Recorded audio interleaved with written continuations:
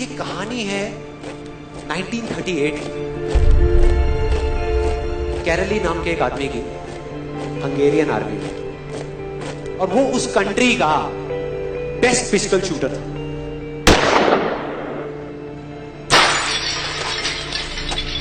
जितनी भी national championships हुई थी उस कंट्री में, उसको वो जीत चुका था। और सबको ऑलमोस्ट कंफर्म था कि 1940s में जो ओलंपिक्स होने वाले हैं उसमें गोल्ड मेडल केरली को ही मिलेगा। और उसने सालों से ट्रेनिंग करी थी।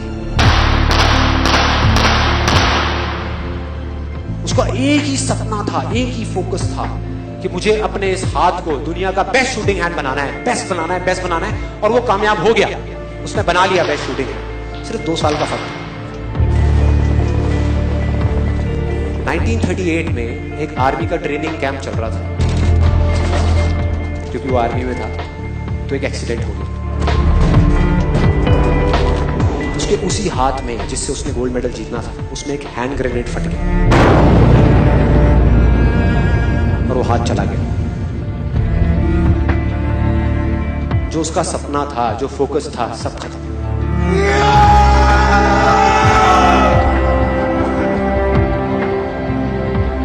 उसके पास 2 रास्ते थे। एक तो ये कि वो बाकी की पूरी जिंदगी रोता रहे और कहीं जा करके छुप जाए, या अपना जो गोल था जिस पे उसने फोकस किया हुआ था उसको पकड़ करके रखे। तो उसने फोकस किया उस पे नहीं जो चला गया था, जो उसके पास नहीं था। उसने फोकस किया उस पे जो उसके पास था।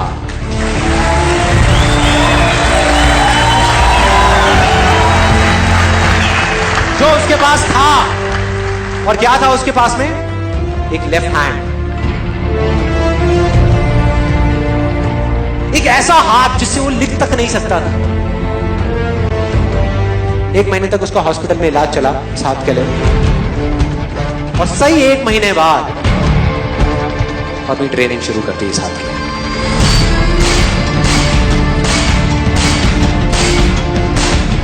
ट्रेनिंग के 1 साल बाद, मतलब कि 1939 में वो वापस आया। नेशनल चैंपियनशिप्स हो रही थी वहीं पे हंगरी में, और बाकी भी बहुत सारे पिस्टल शूटर्स थे वहां पर। उन्होंने जा करके उसको कंग्रेचुलेट किया। कहा कि यार देखो, ये होता है जज्बा, ये होती है स्पोर्ट्समैन स्पिरिट, कि इतना सब कुछ होने के बाद भी तुम यहां पर आए हो हमको देखने के लिए और हमारा हौसला बढ़ाने के लिए। किसी को नहीं पता था कि वो 1 साल से अपनी ट्रेनिंग कर रहा था लेफ्ट हैंड की। और उसने जवाब दिया, मैं यहां पर तुम्हारा हौसला बढ़ाने नहीं आया, तुम्हारे साथ कॉम्पीट करने आया हूं, तुमसे लड़ने आया हूं, तैयार हो जाओ। और कंपटीशन हुआ। बाकी सब वहां पर जितने भी लोग थे वो कॉम्पीट कर रहे थे अपने बेस्ट हैंड से। ये कॉम्पीट कर रहा था अपने ओनली हैंड से।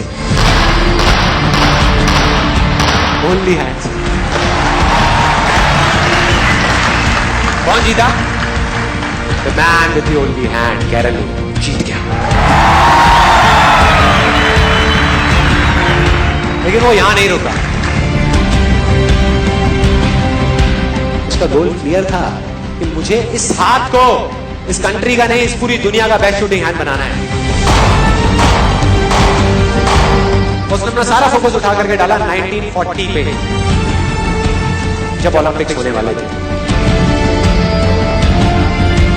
लेकिन 1940s के ओलंपिक्स कैंसिल हो गए वर्ल्ड वॉर की वजह से।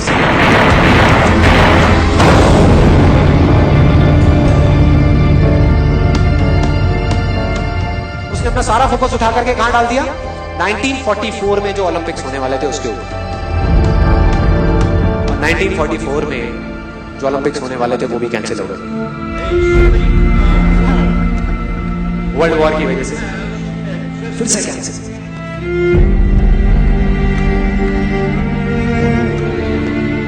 उसने अपना सारा फोकस उठा करके डाल दिया 1948 के ओलंपिक्स में। 1938 में उसकी एज थी 28 साल, 1948 में उसकी एज हो चुकी थी 38 इयर्स। और जो यंगर जो प्लेयर्स आते हैं निकल करके, उनसे कॉम्पीट करना मुश्किल होता चला जाता है।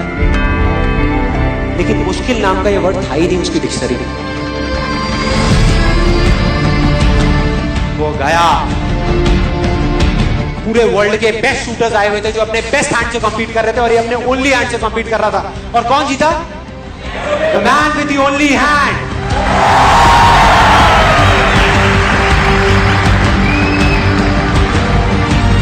लेकिन वो तब भी नहीं रुका।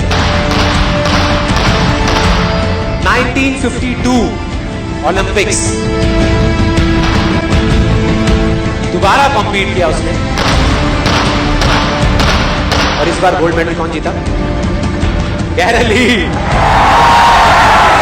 4 साल बाद दोबारा से, और पूरी की पूरी हिस्ट्री को बदल करके रख दिया ओलंपिक्स। इस पर्टिकुलर कंपटीशन में उससे पहले किसी भी एथलीट ने लगातार 2 गोल्ड मेडल्स नहीं जीते।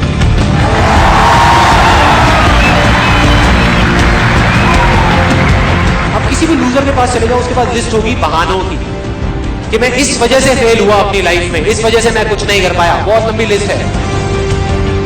दूसरी तरफ विनर के पास चले जाओ, उसके पास में 1000 वजह होगी वो ना करने की जो वो करना चाहता है, सिर्फ एक वजह होगी वो करने की जो वो करना चाहता है, और वो कर जाएगा।